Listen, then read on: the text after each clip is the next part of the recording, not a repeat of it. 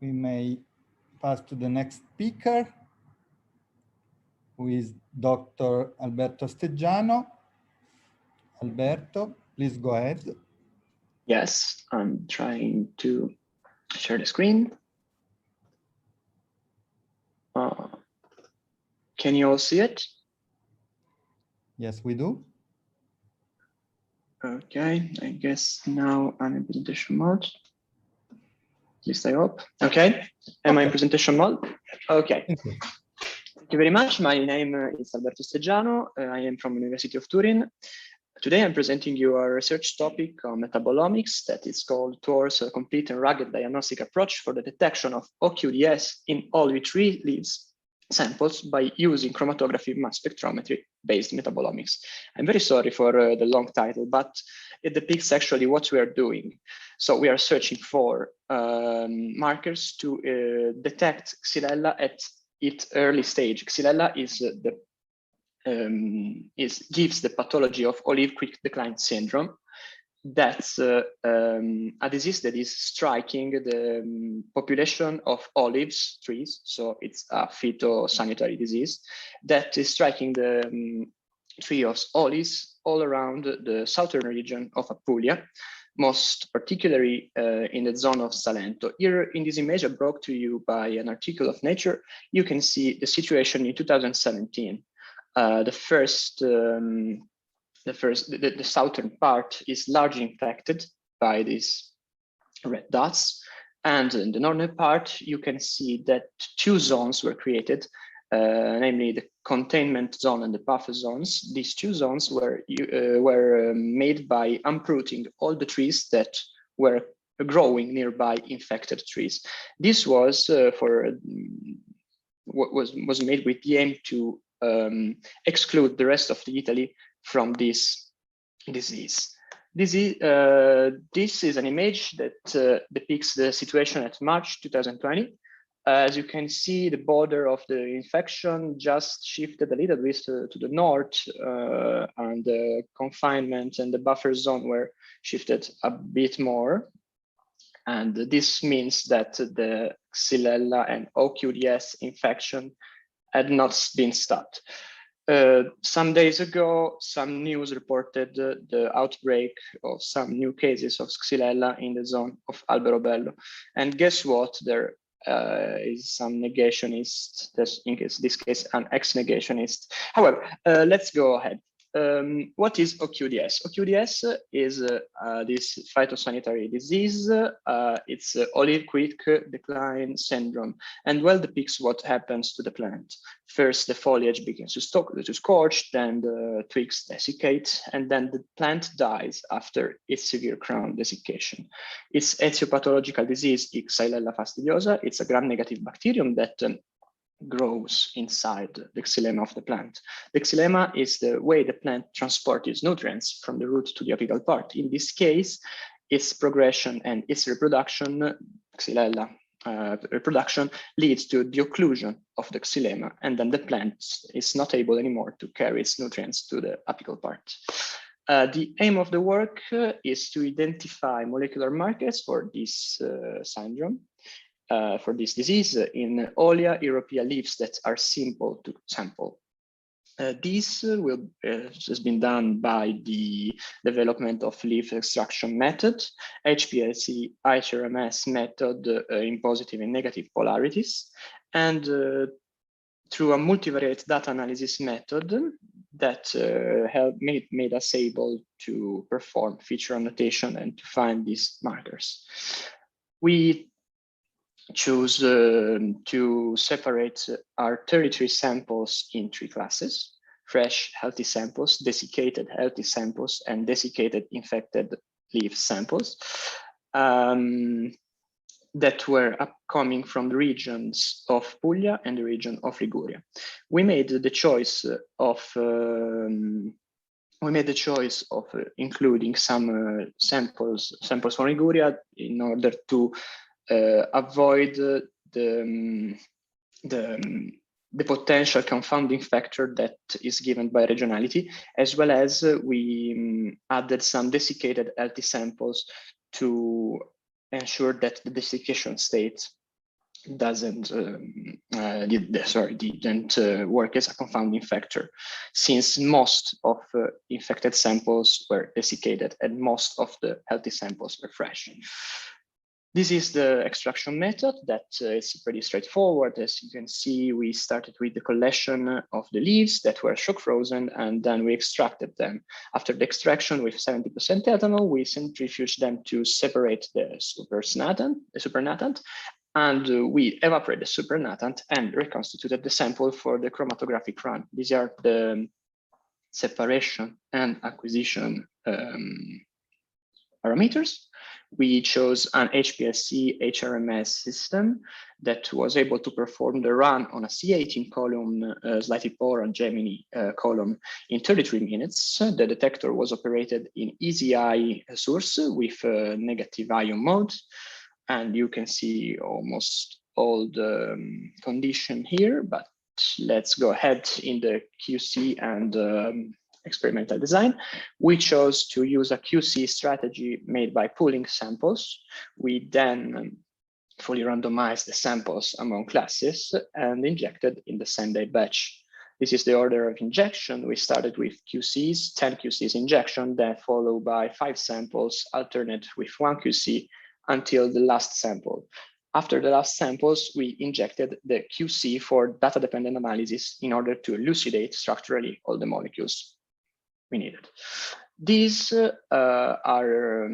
once you obtain the raw file, we converted them to MS Convert by ProteoWizard, and then we did the feature detection and the peak alignment through XCMS, and then we identified a key feature for the detection by R and by the statistical analysis using these parameters. Then we selected among the potential biomarkers all the features that we were able to annotate. The annotation was made by MZCloud, MetReg, and MetLin softwares and databases. This is a two-dimensional clustering for the samples we analyzed. As you can see in the purple triangles, there are the QCs that are very narrow spreaded. On the right, on the lower right of both PCAs, you can see the infected samples that are very well separated from the dry and fresh healthy samples. This means that the desiccation state doesn't play a role in this discrimination between healthy and infected. On the right, you can see the same plot, but the variance, the variables are here, the regionality of samples. So on the left, you can see all the Guria samples, and on the right, all Puglia samples. Puglia samples, all infected Puglia samples. This also means that we were able quite well to discriminate samples coming from different zones, but the regionality doesn't play a role on the infected to healthy separation. We were able to classificate 3,086 features. Among these features, 1,770 features were significant, so with a p-value that was lower than 0.01. And around this, we found among these we found 118 infection markers and 37 the health state markers. We chose infection markers as all the features that were in the first quartile of abundance in the infected class and the last quartile in the healthy class, and vice versa for the 37 state markers, healthy state markers that we found. These are the annotated compounds. We annotated 2 healthy state biomarkers, 2 Olive-Europea, so olive-specific markers, and 14 infection biomarkers. Here you can see their abundance profile. Notably, we can find the hydroxyjasmonate sulfate that is widely overexpressed in the population of infected samples, as well as nodaquinin. These are respectively an acid that comes from the from the jasmonate pathway. yes, from the jasmonic acid pathway. That's a molecule that is often expressed during some stress that the plants receive, as well as nodecanin, that's a coumarin. In this distribution on the left, we can see the routine that as is an olive or a pear marker, but as interesting separation in the healthy state olives for its for their regionality. In fact, Ligurian samples seem to have much more rutin in major abundance than Puglian samples from Puglia. This is can be used, for example, as originality biomarker, and this assess the goodness of our method.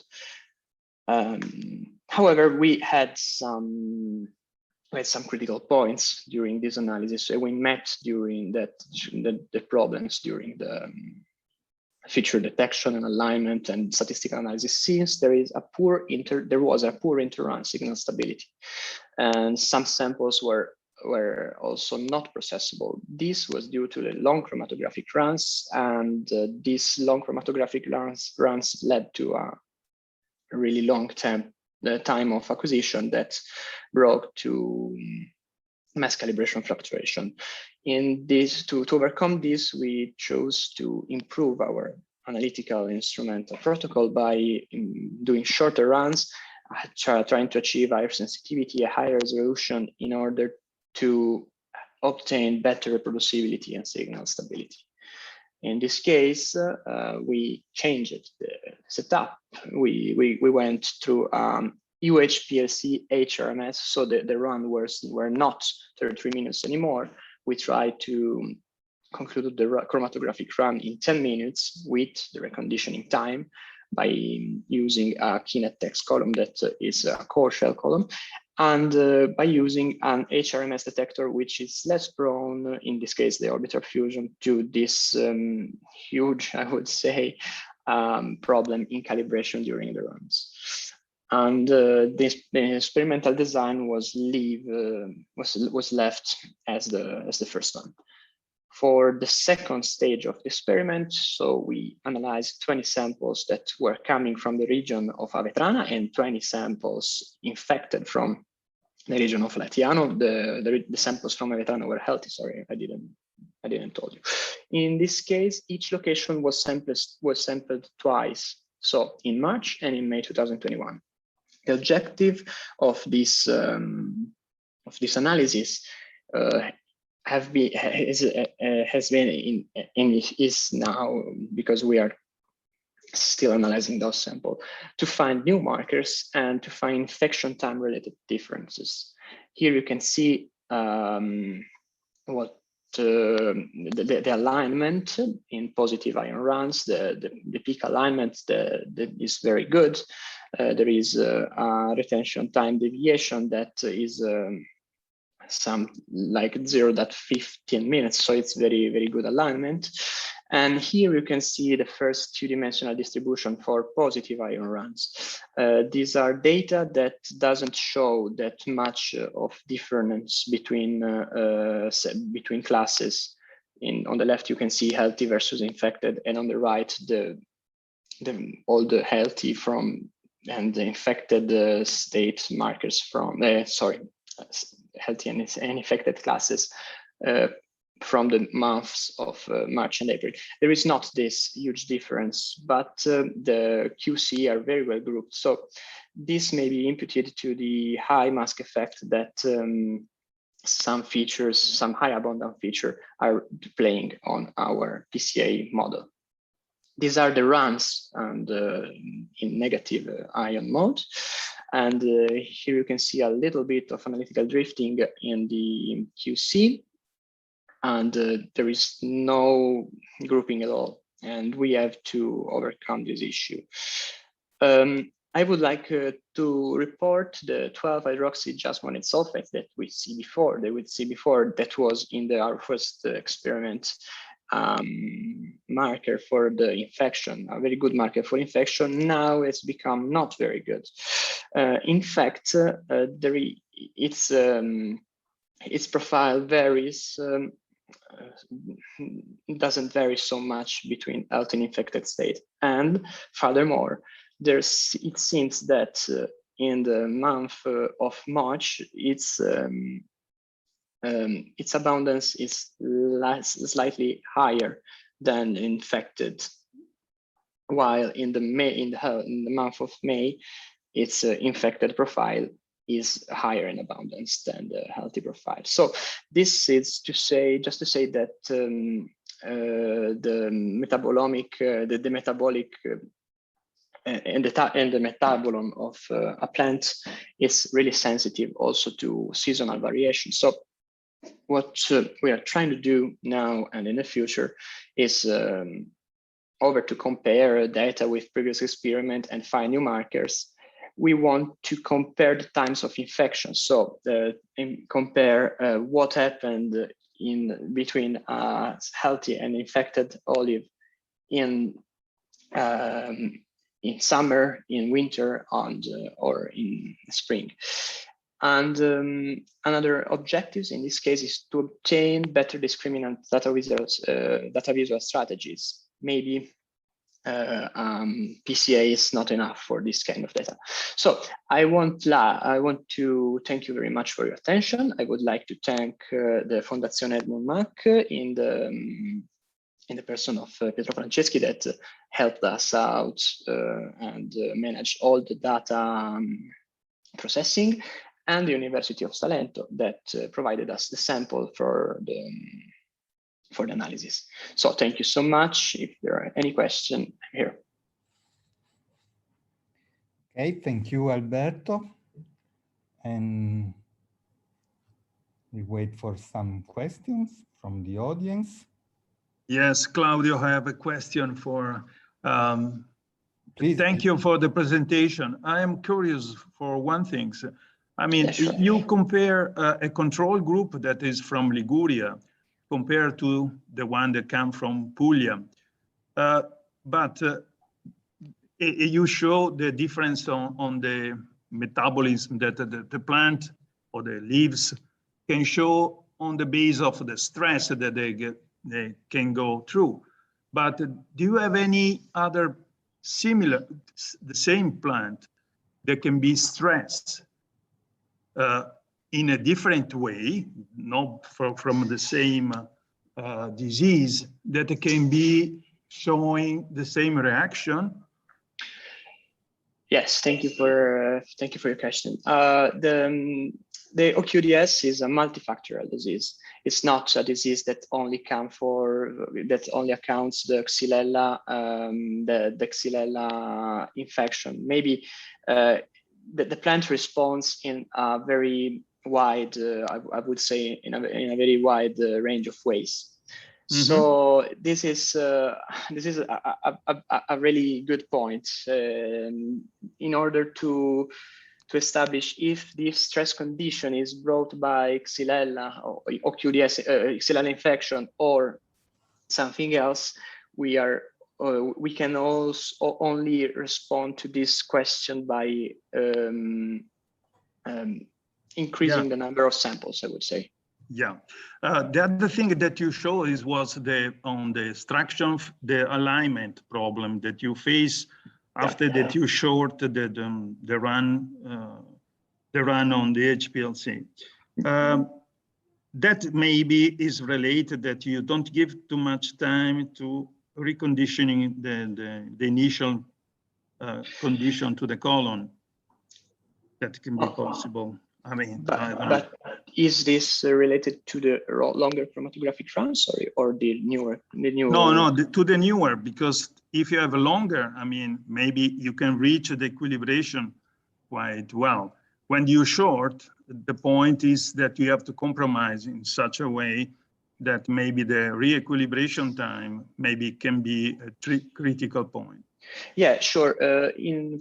We didn't experience any of this problem. You can see there the retention time correction is deviation is very low. We are just 0.15 minutes.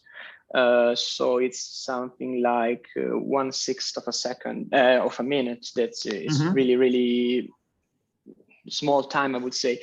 The column was a Kinetex column, so its volume internal volume doesn't ask for a lot of time of recalibration. Yeah, if you go, for instance, 0.4, if I remember well. Yeah, 0.4. And your column is 10 centimeter. Yeah. Okay, that means you needed to play at least 4 times or 5 times the volume of the column to re-equilibrate. Otherwise, you can reach, I mean, yeah. We always try to while during the monitoring of a run, we always try to see where physically the pressure returns to its the pressure back to its nominal value. In this case, we managed to do it, so we are quite sure that the column was equilibrated after the run. No. We can also see it by the separation of the analytes. This initial spike is quite usual because there is a lot of components that are very hydrophilic that comes from the matrix. So in every analytical run that we perform on phytochemicals or natural products, we can see this huge spike at the start of the run. Okay. Thank you very much. You're welcome.